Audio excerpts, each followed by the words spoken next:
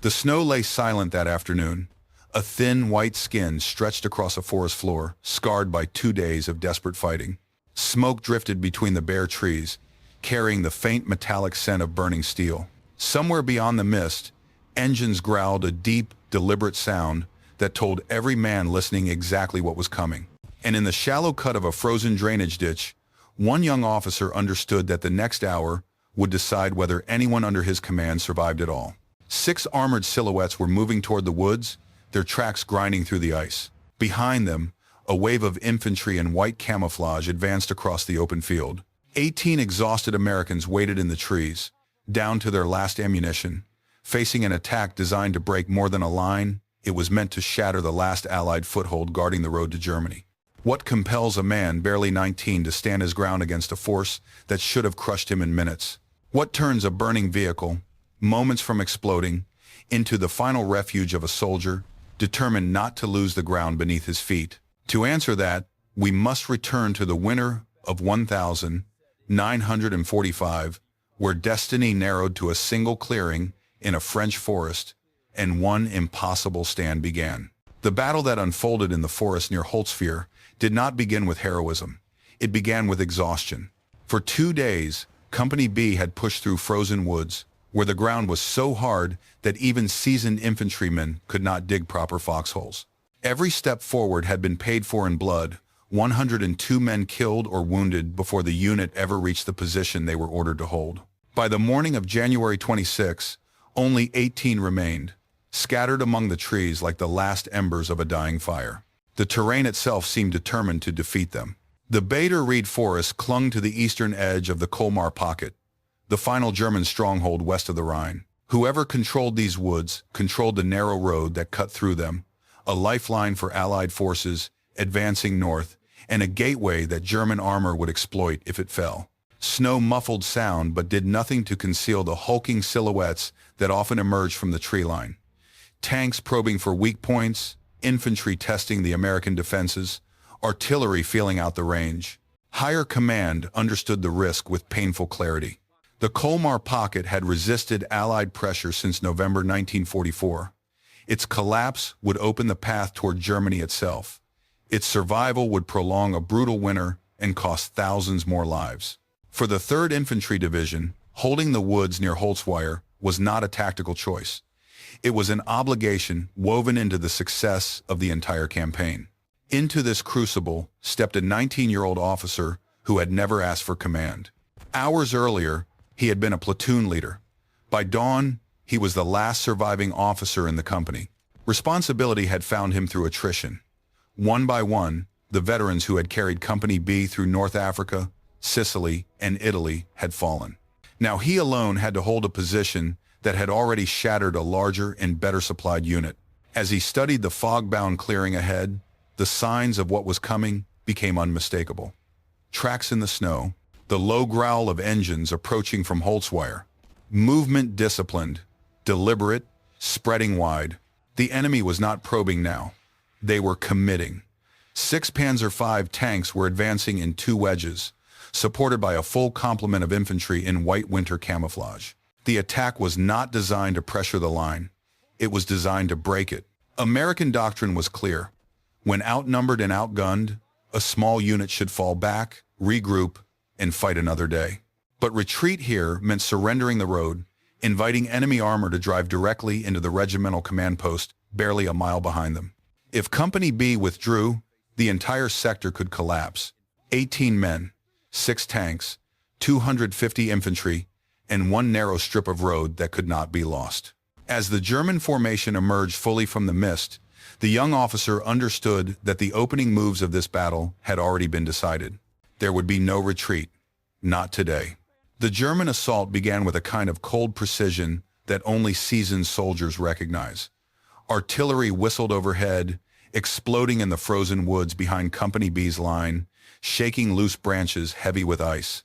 The barrage was not meant to destroy the Americans outright.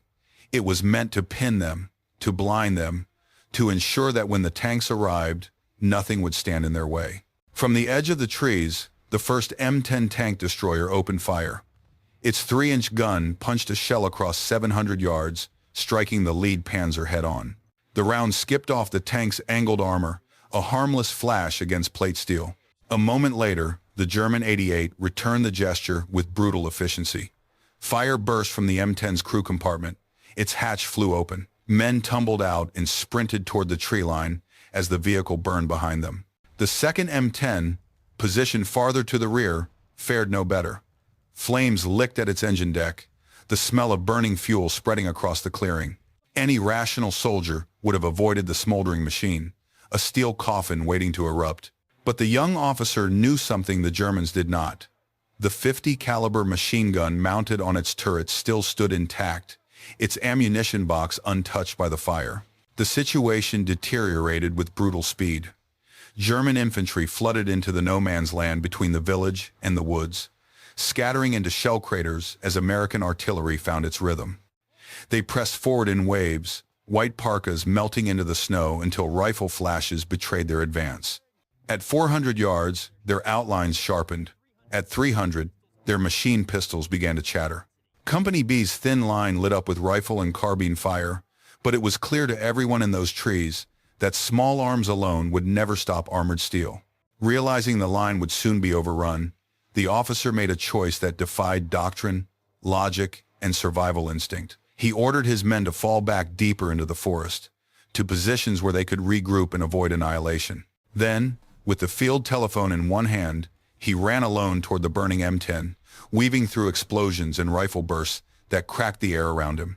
Reaching the tank destroyer, he hauled himself onto the scorched hull, feeling the heat through his gloves.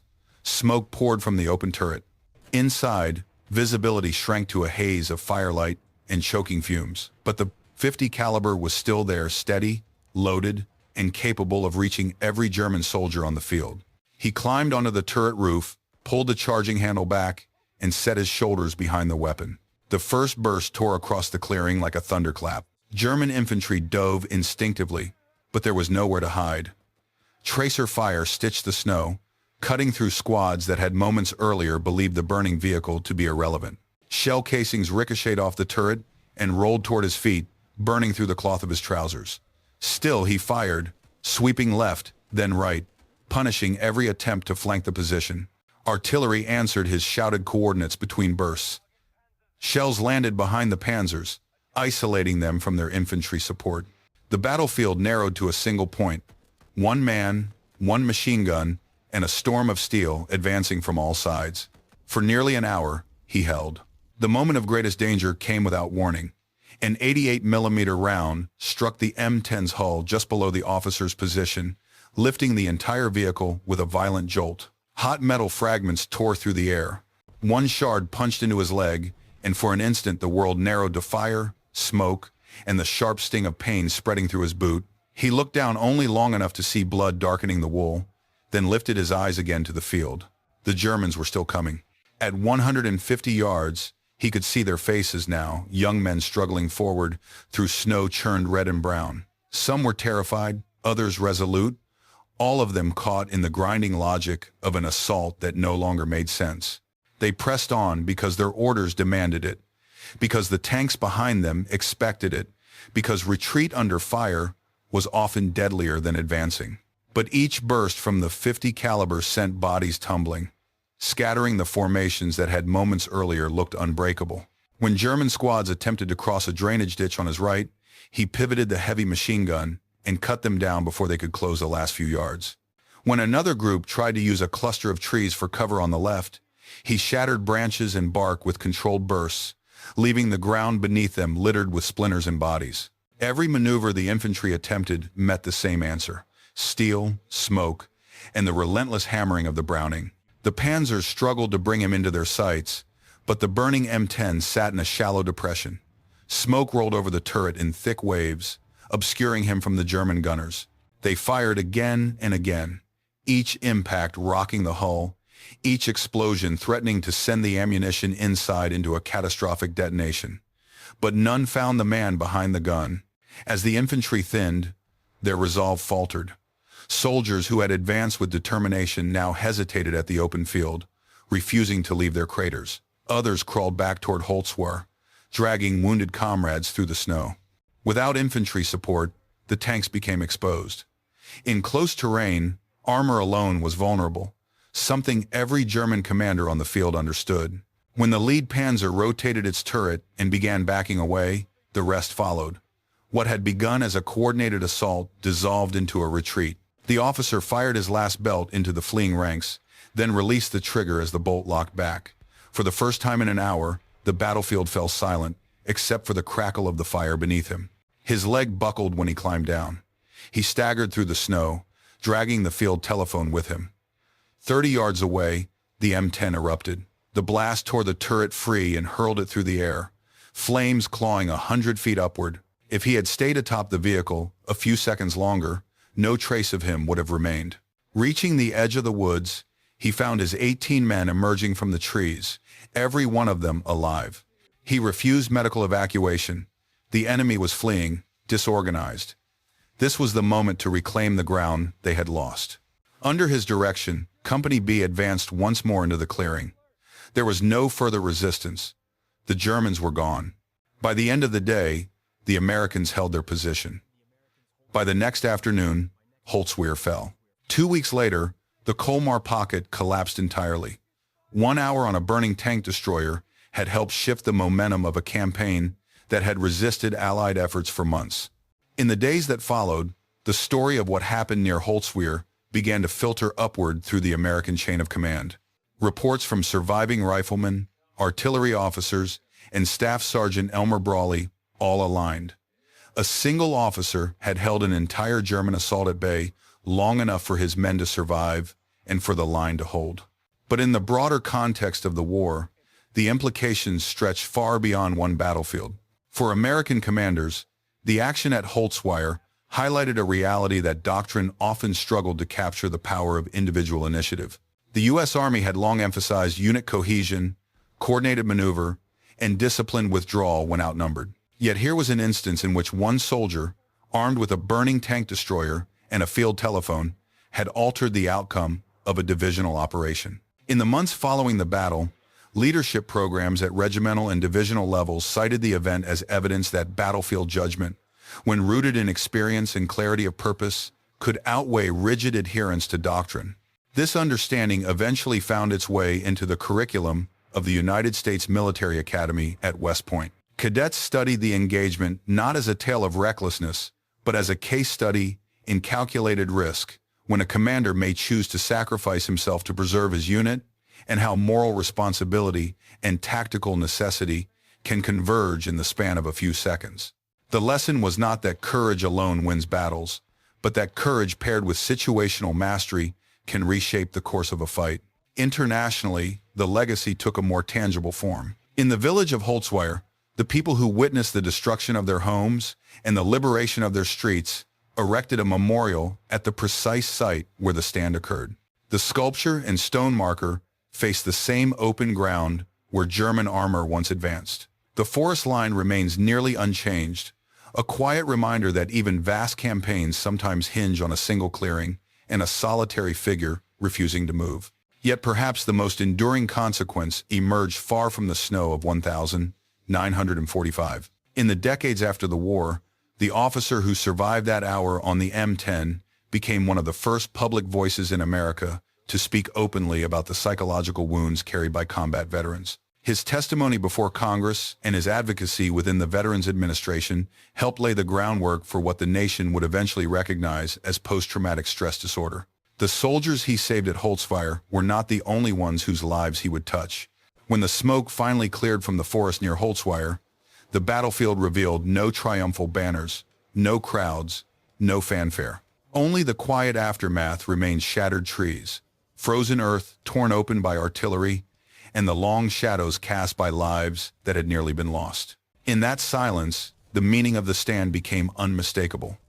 It was not about a single act of bravado.